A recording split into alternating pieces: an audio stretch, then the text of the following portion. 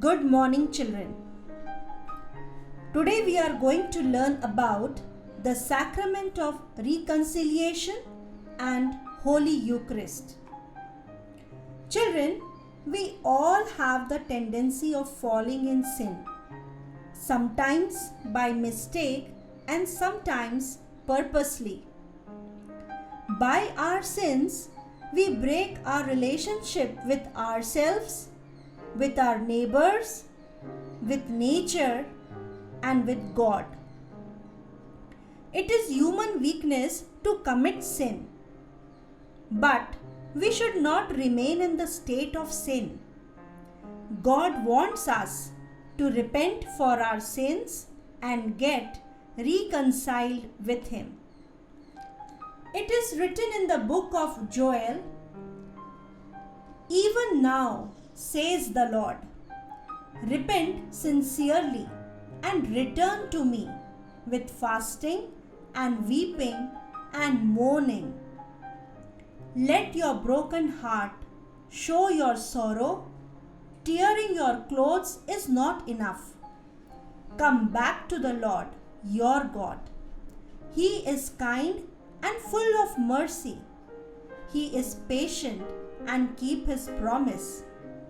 He is always ready to forgive and not punish." Let's listen to the story of reconciliation of Zacchaeus. As Jesus was passing through Jericho, a rich man called Zacchaeus, the chief tax collector, wanted to see him. He could not see Jesus because he was short and the crowd was too large. So he climbed up a fig tree.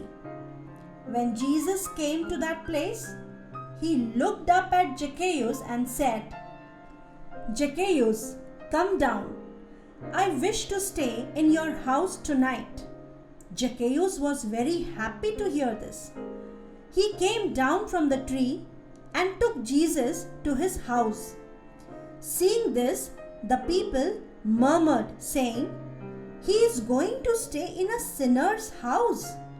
But Zacchaeus felt sorry for all what he did, and he also promised to do penance for his sins. Zacchaeus stood up and said to the Lord, "Listen, sir, I will give half my belongings to the poor, and if I have cheated anyone, I will pay him back 4 times as much." Jesus stayed that day at Zacchaeus' house and ate with him. Jesus then said to him, "Salvation has come to this house today, for this man also is a descendant of Abraham." Jesus instituted the sacrament of penance in order to rectify the broken relationship created by our sin and help us to receive back the grace lost by our sin. The steps in reconciliation. We recall to mind all the sins committed against God, neighbors, and nature by our thought, word, and deed. We accept that we have sinned. We repent for our sins because through our sins we broke up our relationship with God, neighbors, and nature.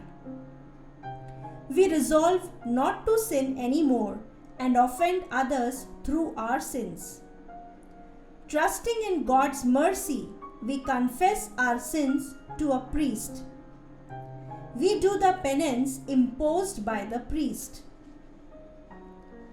Through the sacrament of reconciliation, not only our sins are forgiven, but also we are invited for a new life of grace. Also, we become ready to receive Jesus in the sacrament of Eucharist. 2000 years ago, Jesus sacrificed his life on the cross so that all humankind might have life in him.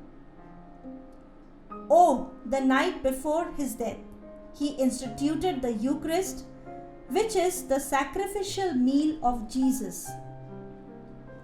The Last Supper of Jesus reveals 4 important facts about the Eucharist. The first, through the Eucharist, Jesus gives himself as our food. Second, it reminds us his supreme sacrifice on the Mount Calvary for the salvation of mankind. Third, through the Eucharist, Jesus lives with us forever. And fourth, through the Eucharist, Jesus reveals his greatest love for the whole mankind.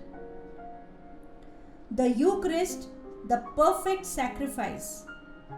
After the institution of the Eucharist, Jesus offered his body and blood on the cross as a perfect sacrifice to God. He did this in order to redeem the whole world. The perfect sacrifice of Jesus offered on the Calvary is now continued in the Holy Mass.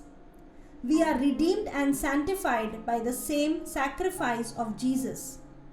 The Church continues the same sacrifice, bringing salvation to all people at all time.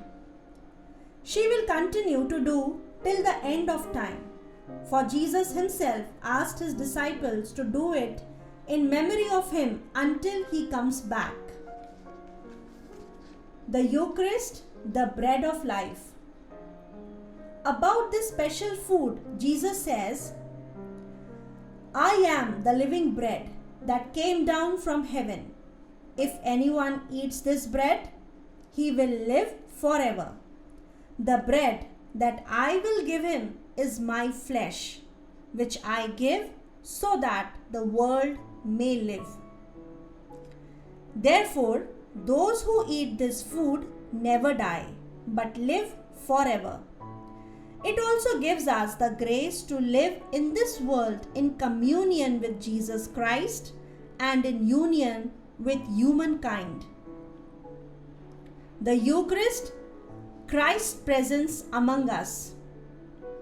God wants to live always with his people. During the journey of the Israelites, God was present among them by day in the form of a cloud and by night in the form of a pillar of fire. Later, God was with his people in the Ark of the Covenant. Finally, God became visible in his Son, Jesus Christ. Jesus wanted to live with us forever. For this, he instituted the Eucharist. Through the Eucharist, Jesus truly lives with us, with his body, blood, soul, and divinity. Just like our friend, Jesus stays with us always in the Eucharist. The Eucharist, the sacrament of love. Family meals enhances our mutual love and relationship. The parish celebrates the Holy Mass as one family. The Holy Communion we receive in the Mass unites us all in love, makes us one family, and removes all kinds of difference. Thus, the Eucharist remains a sacrament of love and unity among Christian communities. Children, Jesus sacrificed his life for our sake.